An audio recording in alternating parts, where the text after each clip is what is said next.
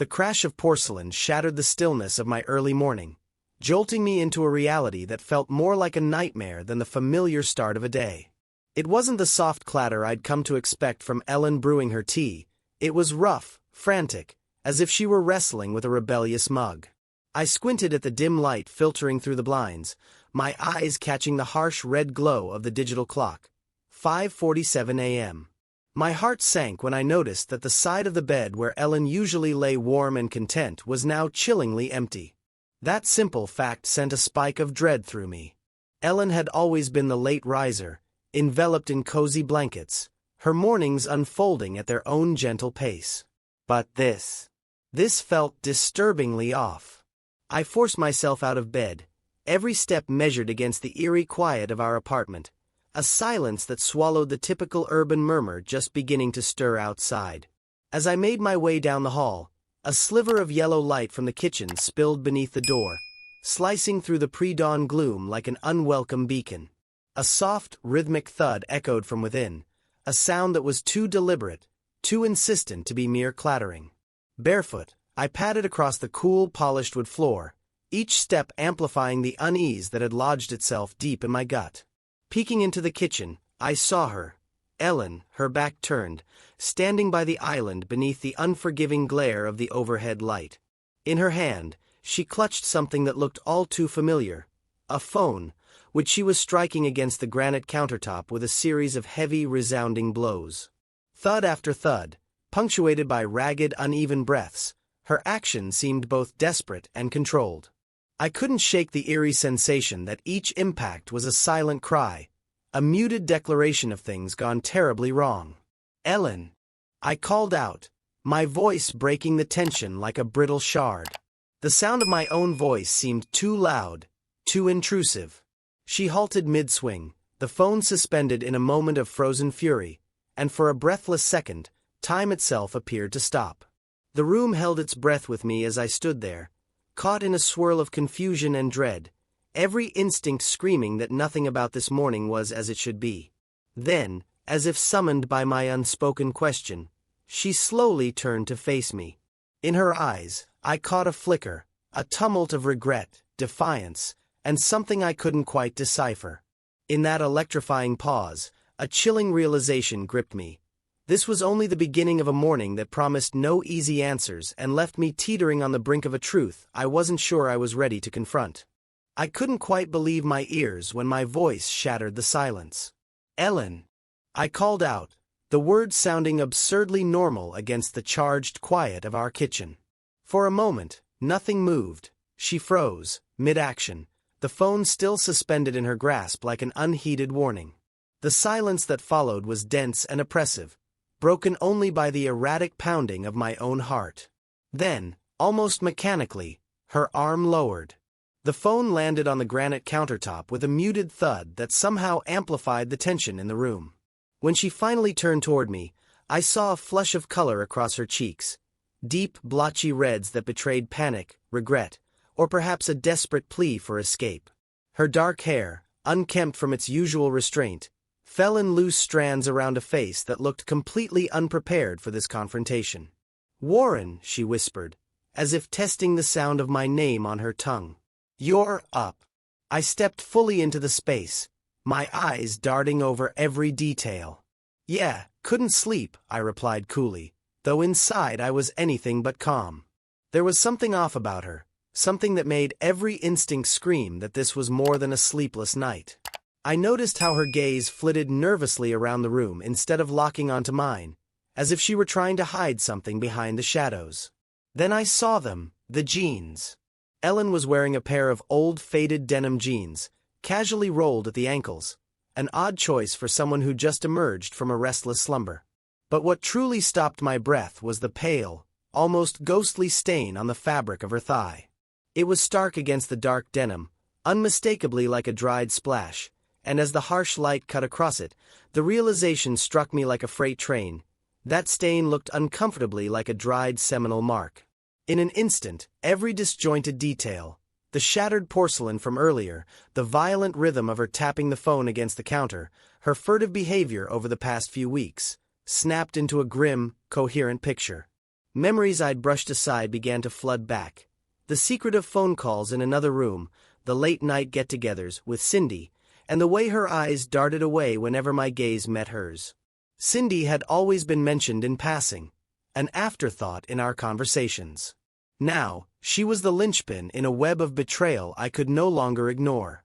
My heart hammered wildly, each beat a drum of impending doom. I longed to shout, to demand an explanation that might stitch together the fragments of my splintered reality, but the words died on my tongue, choked by a rising tide of nausea and disbelief. Instead, I stood there, silently condemning the scene before me, the incriminating marks searing into my memory with every blink. Ellen's fingers nervously toyed with a loose thread on her pale blue robe, and in that small, trembling gesture, I read the confession of her guilt. "I just couldn't sleep," she mumbled, her voice barely louder than a whisper. "I was restless." The flimsy excuse did nothing to disguise the enormity of what lay before me. A betrayal written in the stains on her jeans and the shattered phone screen that now looked like a spider's web of broken promises. I forced a smile, a brittle, hollow thing, and said, "Maybe next time try to keep it down?" My tone was light, almost mocking, belying the storm of fury and hurt raging inside me. Her eyes, darting away and then back with a flicker of something I couldn't decipher, betrayed her inner turmoil. With a shaky sigh, she bent to pick up the phone, cradling it as if it were a wounded creature. I caught a glimpse of the shattered glass on its screen, and another piece of the puzzle clicked into place. I turned toward the doorway, announcing in a measured tone, "I'm going back to bed." The words felt like a fragile truce, a temporary escape from a reality I wasn't ready to fully face. But as I paused in the threshold, I felt her gaze lock onto mine, a look that was a mixture of regret, fear, and a spark of defiance that chilled me to the bone. In that moment, I realized this confrontation was only the opening act of a far darker drama. I wasn't leaving until I'd unraveled every secret, and I had an unsettling certainty. The truth behind this stain and her lies was going to shatter everything I thought I knew. Sleep had long abandoned me. I sat on the edge of our bed, the apartment's silence pressing in like a loaded gun waiting to fire. Every ordinary sound, the distant hum of a refrigerator, the ticking of the wall clock, now felt amplified, saturated with unspoken blame. I was paralyzed by disbelief and a cold mounting fury that churned in my gut. Instead of summoning the courage to confront the chaos at its source, I simply listened as the faint, methodical sounds of Ellen's morning routine filtered through the apartment. I heard the clink of a mug being set in the sink and the soft, almost apologetic rush of water from the shower. These were the very sounds of domestic normalcy, yet they mocked me with their indifferent persistence, each note underscoring the dissonance between what was and what should have been. After a few agonizing minutes that stretched like hours, the murmurs in the kitchen and bathroom faded into an oppressive quiet. The silence was so complete it roared in my ears, every second thick with the weight of unasked questions. Then came the unmistakable sound of running water from the bathroom, Ellen clinging to her semblance of routine despite the storm brewing between us. That was the last straw. I needed to escape, to clear the oppressive air of suspicion and betrayal that had seeped into every corner of our home. I grabbed my keys and phone in one swift motion, stepping out into the biting chill of a morning that felt as bruised and uncertain as my heart. The city, usually teeming with purpose, now appeared as a blur of indifferent faces and rushed steps. I found refuge in a park, a cold, damp bench overlooking an empty playground. There, a lone swing creaked in the wind, its rhythm matching the erratic beating of my heart. I scrolled through my phone aimlessly, desperately searching for a distraction, yet every headline and stray image only magnified the raw wound of betrayal. Memories of whispered phone calls and evasive excuses flooded my mind, turning the park's silence into a relentless echo of all that was lost. By late afternoon, a grim determination replaced my earlier paralysis. I couldn't live in limbo any longer. The unanswered questions were corrosive, eating away at what remained of our shared life. I retraced my steps back to the apartment, each step weighted by the inevitable confrontation ahead. The key turned in the lock with a final, heavy click that resonated like a prelude to judgment. Inside, the atmosphere was different. charged with an expectant tension. Ellen sat on the sofa in the living room, her gaze fixed blankly on the window as if she were hoping the afternoon light might somehow wash away her guilt. The slanted rays carved long, accusing shadows across her form, rendering her small and diminished. I closed the door behind me with deliberate care, the click echoing in the charged quiet like the final note of a requiem. Standing a few feet away from her, I couldn't contain the storm any longer. "Ellen," I said, the single word heavy with accusation. She jolted visibly, then slowly turned, her eyes red-rimmed and distant, an eerie mirror of the despair I felt. "Warren," she replied flatly, as if stating a fact rather than acknowledging a rupture in our lives. Her posture was rigid, and for a moment, she looked more like a stranger than the woman I'd known for years. I took another deliberate step closer, my voice low and edged with hurt as I said, "The jeans." The word hung in the air, a loaded indictment. Her eyes dropped to her lap, where her hands trembled, clenching and unclenching as if trying to hold back the inevitable confession. I couldn't risk another moment of silence filled with lies. "The stain, Ellen," I pressed, my tone hardening. "It wasn't coffee, was it?" For what seemed like an eternity, she said nothing. I could almost see the battle waging inside her, the desperate scramble to form words that might shield her from the truth. Then, in a voice thick with sorrow and defeat, she finally murmured, "No, it wasn't." Her single, broken word was the final blow, confirming every unspoken suspicion that had tormented me since that dreadful morning. Anger surged through me, hot and blinding. The betrayal wasn't just the stain on her jeans, it was the accumulation of every lie, every secret that had slowly corroded the foundation of our marriage. "Who?" I demanded, my voice rising in a crescendo of pain and fury. "Who is it, Ellen? Who did this to us?" She recoiled as if struck, her eyes darting away, lost in a haze of regret and terror. It doesn't matter," she whispered, her voice barely audible, laden with a desperate hope to end the torment with a single dismissal. "Doesn't matter?" I nearly shouted, incredulous. "You expect me to believe that nothing matters? You're wearing his mark on you, and you want me to pretend it's insignificant? Our life, everything we built, it means something, Ellen."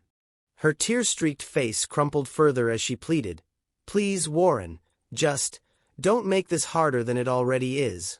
But her words fell on deaf ears, drowned out by the tidal wave of betrayal and heartbreak. I stepped forward, each stride deliberate, until I stood inches from her, my presence a silent demand for accountability. "Pack your things, Ellen," I said in a tone that brooked no argument. "Pack them now. I want you gone by tonight." Her eyes widened in shock, and she stuttered, "What?" "Warren, no, please." But I couldn't be swayed. Every syllable I uttered was heavy with finality. "Don't you dare ask me to pause this for your apologies. After everything you've done, I won't live in a lie. Our marriage is beyond repair." In that charged moment, as she sat trembling on the sofa with her tearful gaze locked on mine, I realized that nothing could reverse the damage. Every whispered secret, every stray glance, had conspired to sever the bond we once shared. The truth was a bitter pill, one I was no longer willing to swallow. The room fell into a suffocating silence once more, punctuated only by her quiet, desperate sobs. I could feel the finality in my own words, each one sealing our fate. As I turned away, leaving her in the harsh glare of afternoon light, a single stark thought echoed in my mind. This was not the end of our story, but the violent prologue to a future where everything would be irrevocably different. The silence after she left was an earthquake in a vacuum, a crushing void where her voice, her laughter, even her gentle breathing used to live. I stood at the window, mesmerized as the taxi carrying her away melted into the twilight, its red taillights dissolving into the indifferent pulse of evening traffic. In that slow, excruciating moment, the finality of her departure seeped into me like a chill, spreading from my chest and numbing my arms. The apartment, once a vibrant nest of shared dreams and whispered confessions, now felt like an abandoned stage, stripped of its actors and filled only with relics of our former life.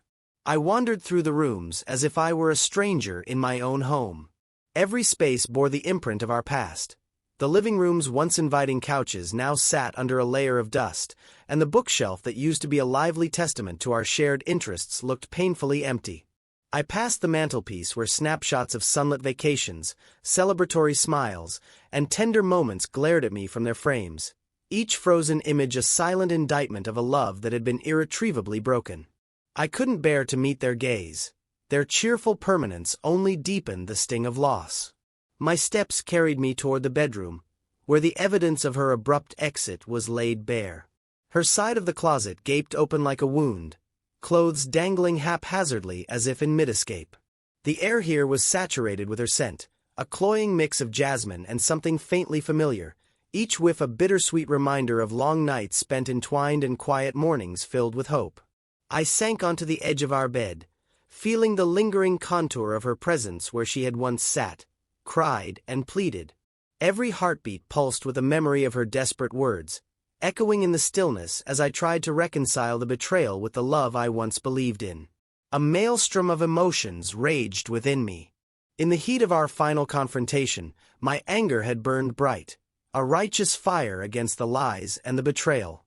But now, in the echo of her absence, that fury mingled with a hollow ache of regret. I questioned everything. When did we begin to drift apart? Were there signs I had ignored, subtle hints hidden in her furtive glances and hushed phone calls? Or was I so blinded by my own complacency that I willingly overlooked the growing distance?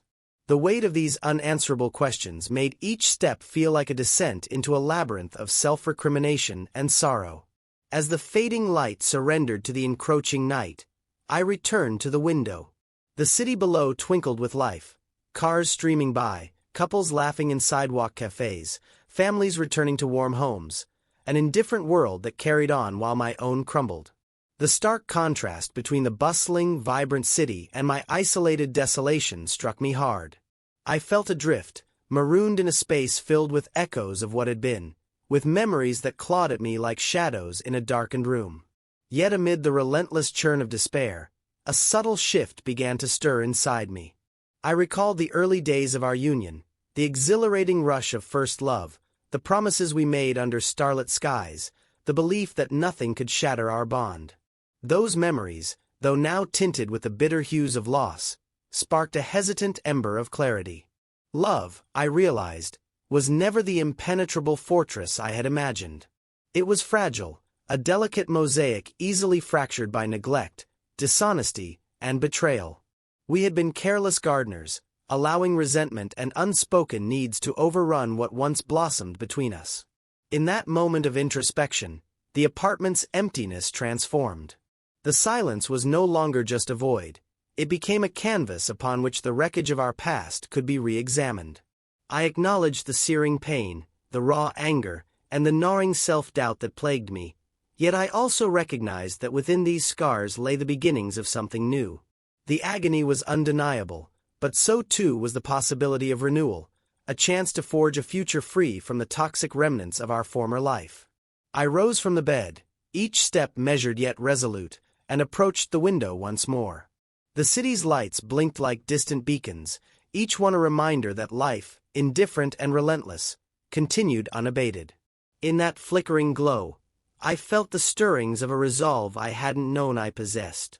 I might be alone now, but solitude could also be a crucible for transformation, a painful, necessary clearing of the old to make room for the new. I turned away from the window, my heart heavy yet determined. There were no easy answers, no promises of redemption in the aftermath of betrayal. But in the quiet darkness of that empty apartment, with the ghosts of our past whispering from every corner, I sensed that this desolation was not the end. It was the precipice of a journey, a slow, arduous climb toward rebuilding myself from the ruins. The aftermath of everything was terrifying, yes, but it was also, inexplicably, mine to shape. And as I sank into the deepening night, I knew with a cold, unsettling clarity that the real reckoning was just beginning. The silence, vast and consuming, was now a blank slate, and I was left with the raw task of writing a new chapter, one that promised pain, uncertainty, and the possibility of eventual rebirth. The shattered remnants of our love lay scattered around me, but somewhere in that chaos, I could almost see the faint outline of a future waiting to be claimed. The first shock of reality hit me the very next morning. A neat stack of divorce papers lay on our kitchen counter, stark and clinical as if they were just another casualty from the wreckage of our marriage. They were cold, official reminders that everything had irrevocably changed. Signing them felt like pulling a lever that sealed the end of our shared life. There was no turning back, no undo button for the betrayal that had slowly eaten away at our foundation. But the paperwork was just the beginning. I soon found myself tangled in the labyrinth of financial separation. Blocking our joint bank accounts turned out to be a grueling process. An endless series of phone calls, navigating online forms, and wrestling with bureaucratic red tape that made every transaction feel like an act of rebellion.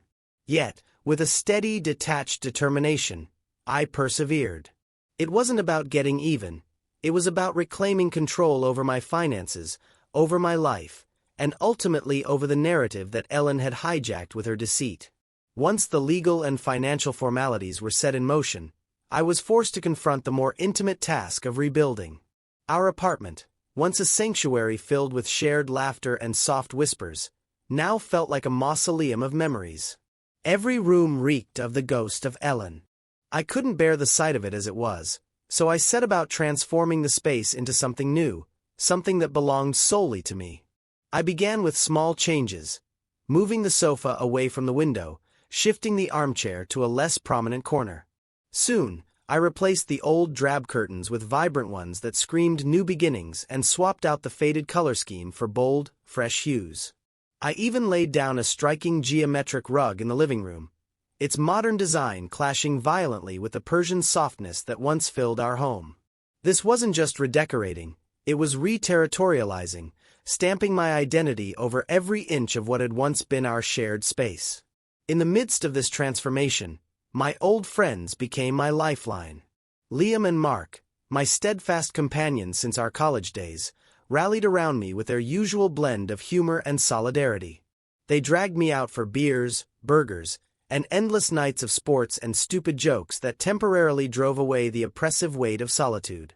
Even Cindy, yes, Ellen's so-called friend, dared to call.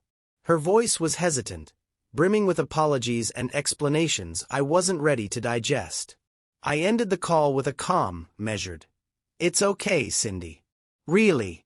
It's just too complicated right now." I needed distance from everything that reminded me of the old life, every word and memory a painful echo of betrayal. As the days bled into weeks, I found solace in rediscovering the parts of myself I had long neglected. Dusting off my old guitar, I hesitantly strummed rusty chords that soon blossomed into melodies, each note a tentative step back toward who I used to be. I unearthed my hiking boots from the dark recesses of my closet and started spending weekends exploring the nearby hills. The crisp air, the steady cadence of my footsteps, and the vast, unyielding beauty of nature became anchors for my battered soul. They grounded me in a reality that was tangible and undeniably mine, something solid to hold on to when everything else felt fractured. One cool evening, several weeks into this new solitary existence, I found myself on the balcony with a beer in hand. The sunset exploded in a riot of fiery oranges and golds, painting the sky in hues that seemed too beautiful to be real. Down below, the city's lights began to flicker on one by one, mirroring a small spark of hope that I was beginning to feel.